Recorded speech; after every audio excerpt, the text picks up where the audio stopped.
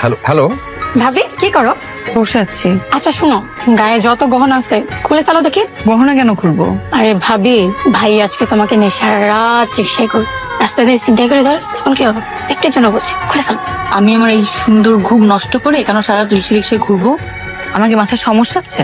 হয়েছে ভাবি, আর ডং করতে হবে না। ভাইয়া রিক্সা নিয়ে তোমার জন্য অপেক্ষা করছে নিচে।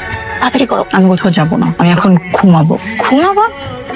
যাই হোক, শোনো ভাবি, আজকে হচ্ছে বাসর রাত, আজকে রাতটা কোনোভাবে নষ্ট করো না।